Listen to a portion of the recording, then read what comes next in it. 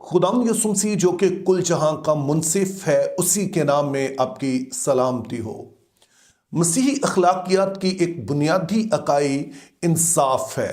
इससे मुराद होती है कि जिस किसी का कोई हक है वो हक उसे मिलना चाहिए और किसी की भी हक तलफी किसी भी तरह से नहीं होनी चाहिए। और इसकी जो एक वाज़ेह तरीन मिसाल हमें मिलती है वो 10 अहकाम हैं, जिनमें बड़ा ही कैटेगोरिकली, बड़ा ही ब्लैक एंड वाइट में साफ साफ ये लिखा गया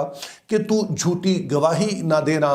जिसके सबब से किसी को किसी तरह का नुकसान पहुंच सकता है, चाहे ये उसके किरदार की बात हो, चाहे ये उसको जिस्मानी तौर पर या किसी भी तरह से उसे नुकसान पहुंचने का खदशा हो, तो इस तरह की कोई गवाही नहीं देनी है। और इसी तरह से कहा गया कि अगर किसी के खिलाफ कोई ऐसा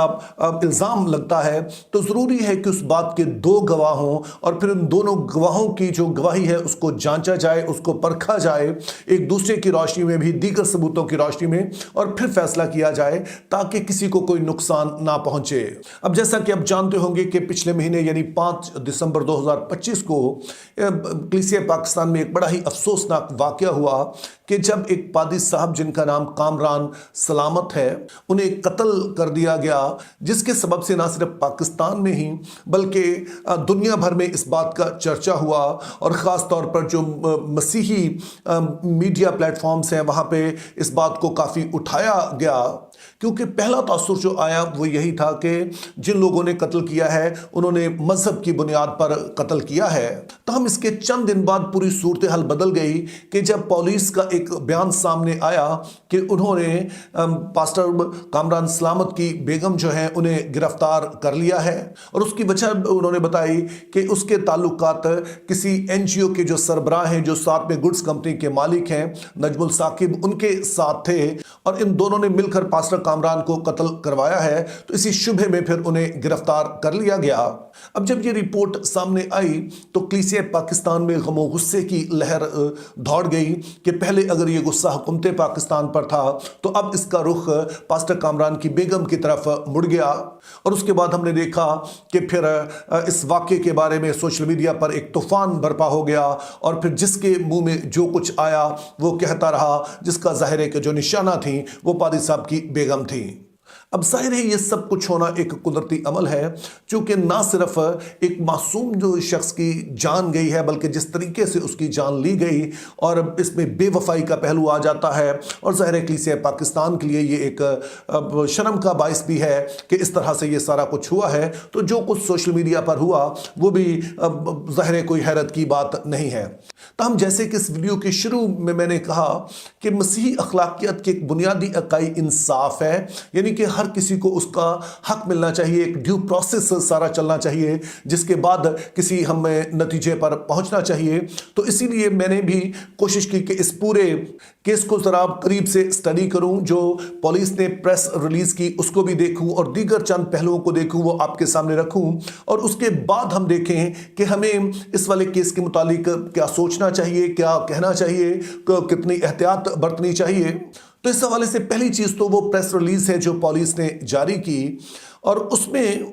उन्होंने 2 अहम लफ्ज इस्तेमाल किए। एक तो बार बार जो लफ्ज इस्तेमाल किया गया है वो है अलेजेडली, जिसका उर्दू तर्जमा होता है मुबैना तौर पर, यानी कि बज़ाहिर जो दिखाई दे रहा है, या मुमकिना तौर पर आप कह सकते हैं। तो जो कुछ भी अभी तक पुलिस ने कहा है, उन्होंने कहा कि ये अभी मुबैना तौर पर है, बज़ाहिर ऐसा लग रहा है कि ये सब कुछ हुआ है, जिसका मतलब यह है कि अभी वो इस सभी कुछ के बारे में ठोस शवाहिद जो है वो ढूंढ रहे हैं।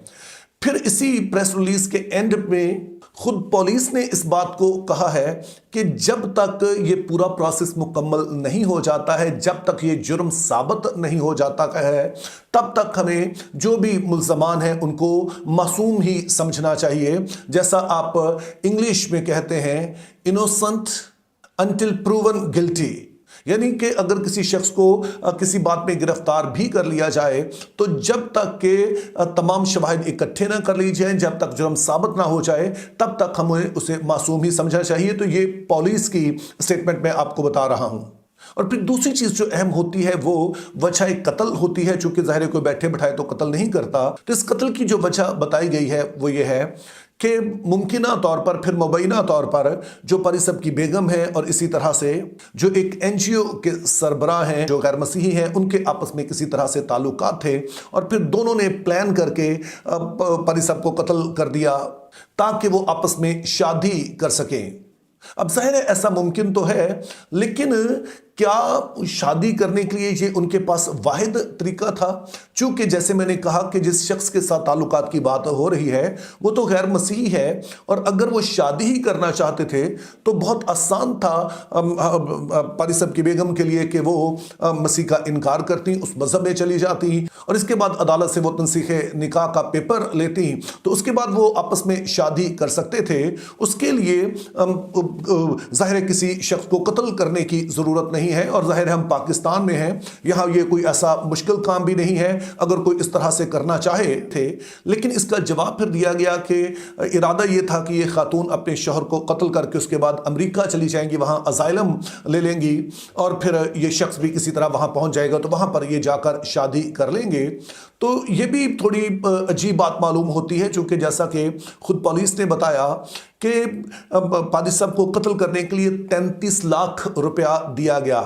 अब आप सोचिए कि जो शख्स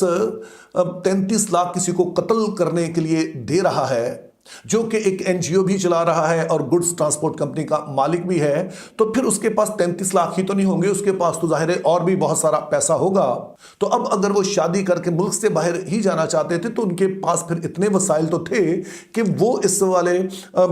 मकरू काम को किए बगैर भी ये सब कुछ कर सकते थे। मैं फिर से इस बात पर जोर दे रहा हूं कि पुलिस जो कह रही है वो बिल्कुल मुमकिन है, लेकिन वो वाहिद एक मुमकिना हल नहीं है। जैसे मैंने बताया कि और भी इसके कई पहलू हैं, मुमकिना पहलू हैं, तो उन्हें भी किसी तरह नजरअंदाज नहीं किया जा सकता है। और जाहिर है जब ये कोर्ट में सारा केस चलेगा तो फिर ये बातें जो हैं डिस्कस होंगी। तो ये मैं चंद एक सवालात जो हैं इस सारे मामले में आपके सामने रखने चाह रहा हूं। और फिर चौथी बात हमने जहन में रखनी है कि किसी भी जुर्म की जब तहकीकात शुरू होती हैं तो वो किसी ना किसी मफरूजे से होती हैं। और अगर आपने कभी क्राइम थ्रिलर्स पढ़े हैं, यानी कि ऐसी स्टोरीज पढ़ी हैं जो कि जराइम पर मबनी होती हैं, तो आमतौर पे ऐसा ही होता है कि शुरू वो कहीं से तहकीक होती है और उसका एंड जाके कहीं पर होता है। और ठीक यही वजह है कि जब किसी शख्स को गिरफ्तार किया जाता है किसी इल्ज़ाम में, तो फिर उसके बारे में यही लफ्ज़ इस्तेमाल किया जाता है मुबैना तौर पर, यानी कि बज़ाहिर जो नज़र आ रहा है कि ये शख्स इसमें मुलव्वस है, लेकिन फिर जब तहकीक आगे बढ़ती है, सबूत सामने आते हैं, तो फिर ही हकीकी तस्वीर सामने आती है, फिर ही कोई बात सॉलिडली कही जा सकती है।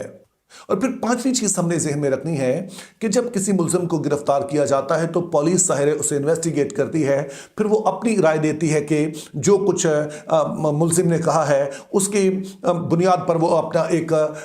पूरा केस खड़ा करते हैं। लेकिन फिर उस मुल्जिम को अदालत में पेश करना होता है, तो अब वहाँ पे जाके दो काम होते हैं। या तो मुल्जिम पूरी तरह से अपना जुर्म कबूल कर लेता है, वो कहता है जी जो कुछ मेरा इतराफ़ी बयान है ये सच है, ये मुझे किसी दबाव के तहत नहीं है और मैंने ही ऐसा किया है। और बहुत सारे ज़ाहिर है कि इससे इनकार भी कर देते हैं। तो फिर उसके लिए फिर पुलिस नाकाबिल तरदीद सबूत पेश करती है कि जिसको अदालत रिजेक्ट नहीं कर सकती है। और यहाँ पर याद रहे कि अभी तक जो बात हम तक पहुँची है वो सिर्फ पुलिस से पहुँची है। अभी तक मुल्ज़मान का इतराफ़ी बयान नहीं आया और ना ही पुलिस ने कोई नाकाबिल तरदीद शवाहिद अदालत में अभी तक पेश किए हैं जिसकी बुनियाद पर अदालत कोई फैसला दे सके। और फिर इस हवाले से एक और बड़ी अहम बात जो है, जो छठी अहम बात है कि वो जो किराए के कातिल थे जिन्होंने पास्टर कामरान को कत्ल किया, उनके बारे में पुलिस ने बताया गया कि वो पुलिस मुकाबले में मारे गए हैं। अब वो बड़े ही अहम सबूत थे, अब वो बड़े ही अहम गवाह हैं जो कि शायद और बड़ी मालूमात दे सकते थे, लेकिन बदकिस्मती से वो भी मारे गए हैं, जिसके सबब से शायद हम बहुत सारे मजीद हकायक से फिलहाल वाकिफ नहीं हो सकते हैं जो बाद में शायद सामने आ जाएं। तो ये एक और पहलू है जिसको हमने जहन में रखना है। और फिर सातवीं और आखिरी बात ये है کہ جیسے کہ اس ویڈیو کے شروع میں نے کہا کہ جب پاسٹر کامران کا قتل ہوا تو پوری دنیا میں اس کے بارے میں کافی آواز اٹھی، جو کرسچن پلیٹ فارمز ہیں وہاں سے کافی اس بارے میں آواز اٹھائی گئی، جو کہ ظاہر پاکستان کے لیے کوئی اچھی بات نہیں ہے چونکہ اس سے امیج متاثر ہوتا ہے۔ تو ظاہر ہے پولیس ہو یا حکومت پاکستان ہو، وہ تو اس بات کو پوری طرح سے قبول کریں گے کہ ایسا ہی ہوا ہے جیسے پولیس نے بتایا ہے، لیکن جیسے میں نے کہا کہ چونکہ ابھی تحقیق مکمل نہیں ہوئی ہے تو پاکستانی مسیحی ہونے کے ناطے اس حوالے سے ہمیں تھوڑا محتاط رویہ اپنانا چاہیے، چونکہ مسیحی اخلاقیات کا تقاضا یہ ہے کہ جس کسی کا جو حق ہے وہ ملے۔ اگر تو واقعہ ہی پاسٹر صاحب کی جو بیگم ہے وہ اس میں ملوث ہے تو ظاہر ہے کسی بھی طرح کا اس میں